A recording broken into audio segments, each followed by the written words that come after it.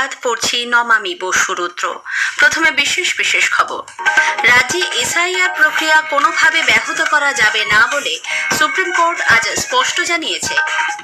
SIR প্রক্রিয়ার বিরোধিতা করে নির্বাচন কমিশন এবং রাজ্যের মুখ্য নির্বাচনী আধিকারিকের বিরুদ্ধে মুখ্যমন্ত্রী মমতা ব্যানার্জির দায়ের করা মামলায় প্রধান বিচারপতি সূর্যকান্ত, বিচারপতি জয়মাল্য বাগচি এবং বিচারপতি বিপুল এম পাঞ্চলির বেঞ্চ জানিয়েছে, পদ্ধতিগত বিষয়ে যে কোনো নির্দেশের প্রয়োজন হলে আদালত তার ব্যবস্থা করবে।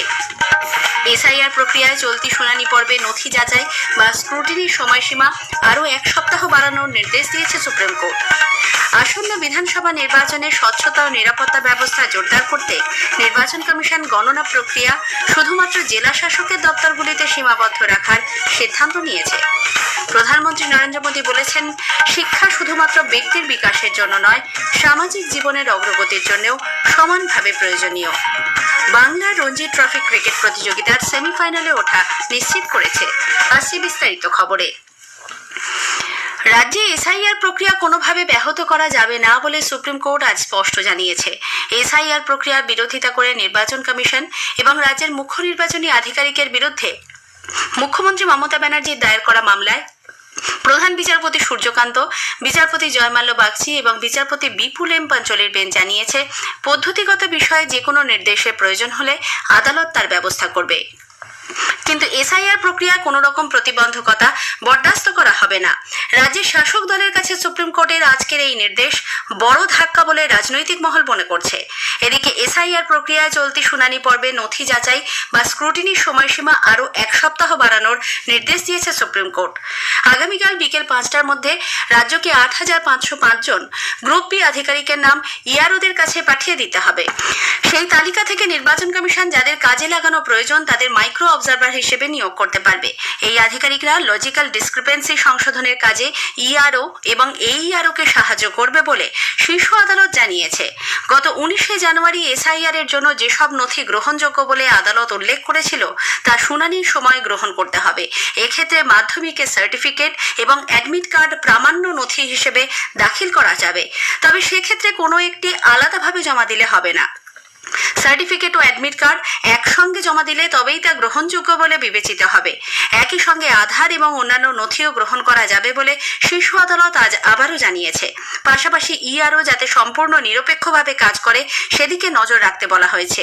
নির্বাচন কমিশনের অভিযোগ, এসআইআর প্রক্রিয়া চলাকালীন কোনো অপরাধমূলক ঘটনা ঘটলে তার এফআইআর করার আর্জি জানানো হলেও তা কার্যকর হচ্ছে না।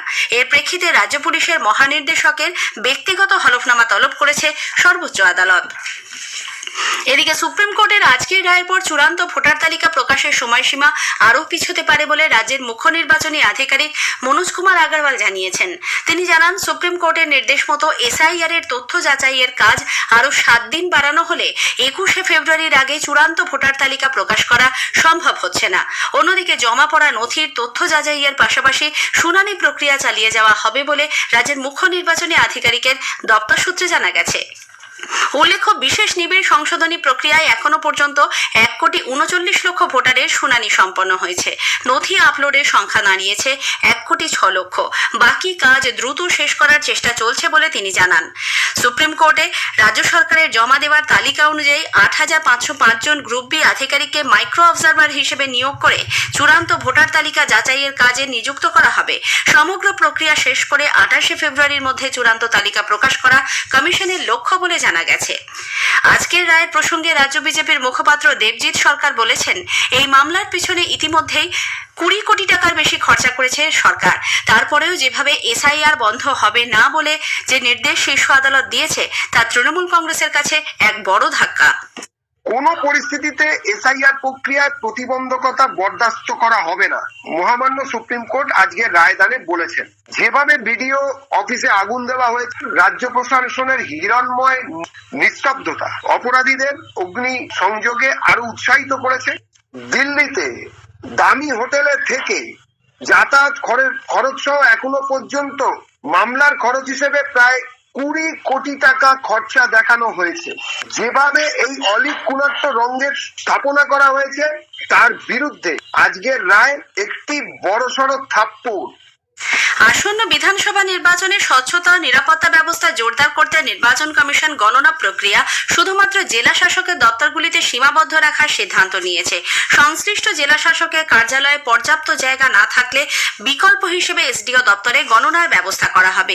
প্রাথমিকভাবে রাজ্যের মুখ্য নির্বাচনী আধিকারিকের দপ্তর থেকে 150টি গণনা কেন্দ্রের তালিকা নির্বাচন কমিশনের কাছে পাঠানো হয়েছিল, তবে সেই প্রস্তাব খারিজ করে কমিশন নতুন কেন্দ্র নির্ধারণ করেছে।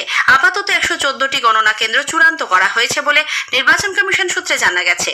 এদিকে আসন্ন বিধানসভা নির্বাচনকে সামনে রেখে ভোট সংক্রান্ত দায়িত্বে থাকা পুলিশ কর্মীদের বদলি প্রক্রিয়া দ্রুত শেষ করার নির্দেশ দিল রাজ্যের মুখ্য নির্বাচনী আধিকারিকের দপ্তর। স্বরাষ্ট্র দপ্তরকে আগামী 15ই ফেব্রুয়ারির মধ্যে এই প্রক্রিয়া সম্পূর্ণ করে তার রিপোর্ট পাঠাতে বলা হয়েছে। মুখ্য নির্বাচনী আধিকারিকের দপ্তর থেকে স্বরাষ্ট্র সচিবকে পাঠানো চিঠিতে বলা হয়েছে, নির্বাচন কমিশনকে সামনে রেখে ভোট পর্বকে সামনে রেখে সরাসরি নির্বাচনের কাজে যুক্ত পুলিশ কর্মীদের বদলি দ্রুত শেষ করতে হবে। 15ই ফেব্রুয়ারির মধ্যে এই কাজ শেষ করে সেই সংক্রান্ত রিপোর্ট পাঠাতে হবে বলেও বলা হয়েছে। স্থানীয় সংবাদ শুনছেন আকাশবাণী কলকাতা কেন্দ্র থেকে। এখন বিজ্ঞাপন। প্রধানমন্ত্রী নরেন্দ্র মোদী বলেছেন, শিক্ষা শুধুমাত্র ব্যক্তির বিকাশের জন্য নয়, সামাজিক জীবনের অগ্রগতির জন্য সমানভাবে প্রয়োজনীয়। তিনি আজ পরীক্ষা পে চর্চা নবম সংস্করণ 2026-এর দ্বিতীয় পর্বে দেশের বিভিন্ন প্রান্তের শিক্ষার্থীদের সঙ্গে মত বিনিময় করেন। ভোকাল ফর লোকাল উদ্যোগের উল্লেখ করে প্রধানমন্ত্রী বলেন, দেশে তৈরি পণ্য অভ্যন্তরীণ অর্থনীতিকে মজবুত করেছে। मैं मेरे देश की चीजें खरीदूंगा, मैं भारत में जो चीजें बनी उसको लूंगा। जैसे मैं कहता हूँ वेड इन इंडिया। अब कुछ लोग पैसे वाले लोगों को लगता है दुबई में जाके शादी करेंगे। वहाँ हिंदुस्तान में क्या कमी है भाई? हम सब देश के नागरिक छोटी छोटी चीजों को करें, हम जरूर विकसित भारत बनाने में अपना दायित्व निभा सकते हैं, हम कंट्रीब्यूट कर सकते हैं। এ রাজ্যের বিভিন্ন স্কুলেও আজ অনুষ্ঠানটি দেখানো হয়। পিএম শ্রী কেন্দ্রীয় বিদ্যালয় নম্বর 1 সল্টলেক স্কুলের ছাত্রী স্বস্তিকা ব্যানার্জি বলেন, প্রধানমন্ত্রী যেভাবে পড়াশোনা ও নিজের ইচ্ছের মধ্যে ভারসাম্য রাখতে বলেছেন তা অত্যন্ত অনুপ্রেরণাদায়ক। প্রধানমন্ত্রী নরেন্দ্র মোদী আজ শখ ও পড়াশোনার ভারসাম্য বজায় রাখার কথা বলেছেন। যেরকম উনি বলেছেন যে যদি কেউ ছবি আঁকতে ভালোবাসে তাহলে সে বিজ্ঞানের জটিল সূত্রগুলো ছবি এঁকে বুঝতে পারার চেষ্টা করতে পারে। তার সাথে তিনি এটাও বলেছেন যে শৃঙ্খলার গুরুত্ব খুব জরুরি, কিন্তু সঠিক শৃঙ্খলা ছাড়া তা বোঝা হয়ে দাঁড়ায়। আমরা আশা করছি যে উনি ভবিষ্যতেও আমাদের এইভাবেই মার্গদর্শন করাবেন। উচ্চ মাধ্যমিকের চতুর্থ তথা চূড়ান্ত সেমিস্টার শুরু হতে চলেছে আগামী 12ই ফেব্রুয়ারি থেকে। চতুর্থ সেমিস্টার ছাড়াও তৃতীয় সেমিস্টারে সাপ্লিমেন্টারি এবং পুরনো পদ্ধতিতে উচ্চ মাধ্যমিক শুরু হবে ওই দিন থেকেই। বিদ্যাসাগর ভবনে আজ এক সাংবাদিক বৈঠকে উচ্চ মাধ্যমিক শিক্ষা সংসদের সভাপতি চিরঞ্জীব ভট্টাচার্য জানান, এবার 104টি পরীক্ষা কেন্দ্রকে স্পর্শকাতর হিসেবে চিহ্নিত করা হয়েছে। ছাত্রছাত্রী এবং অভিভাবকদের উদ্দেশ্যে আমাদের অনুরোধ, অসাধু চক্র ছাত্রছাত্রীদের বিভ্রান্ত করার চেষ্টা করতে, সেই জন্য কোনো গুজবে কান না দিয়ে তারা যেন শান্তভাবে পরীক্ষা দেয়। সুরক্ষার ক্ষেত্রে সমস্ত রকম ব্যবস্থা নেওয়া হয়েছে। কোয়েশ্চেন পেপারের সিকিউরিটি একদম স্টেট অফ দি আর্ট যেরকম সিকিউরিটি ছিল গত বছর, গতবারে আমি বলতে চাইছি সেমিস্টার 3, ঠিক সেরকম ব্যবস্থাই থাকবে। আশা করি কোনো চিন্তার কোনো কারণ। পুরুলিয়ার বাঘমুন্ডি ব্লকে সুইসার মার্চা সংলগ্ন জঙ্গল এলাকায় দাঁতাল হাতির আক্রমণে এক বৃদ্ধের মৃত্যু হয়েছে। 76 বছর বয়সী গুরুচরণ সিং মুরা আজ তার গৃহপালিত গবাদি পশু নিয়ে জঙ্গল এলাকা দিয়ে বাড়ি ফিরছিলেন। সে সময়ই আচমকাই একটি বুনো হাতি তার উপর হামলা চালায়। কল্যাণীতে 5 দিনের রঞ্জি ট্রফি ক্রিকেটে অন্ধ্রপ্রদেশের বিরুদ্ধে বাংলার প্রথম ইনিংসে এগিয়ে থাকা সুবাদে সেমিফাইনালে ওঠা নিশ্চিত করেছে। আজ চতুর্থ দিনে বাংলার প্রথম ইনিংস 629 রানে শেষ হয়ে যায়। দিনের শেষে অন্ধ্রপ্রদেশ তাদের দ্বিতীয় ইনিংসে 3 উইকেটে 64 রান করে। অন্ধ্রপ্রদেশ প্রথম ইনিংসে করেছিল 295 রান। শেষ করার আগে স্থানীয় সংবাদের বিশেষ কিছু অংশ আরও একবার। রাজ্যে এসআইআর প্রক্রিয়া কোনোভাবেই ব্যাহত করা যাবে না বলে সুপ্রিম কোর্ট আজ স্পষ্ট জানিয়েছে। এসআইআর প্রক্রিয়া চলতি শুনানি পর্বে নথি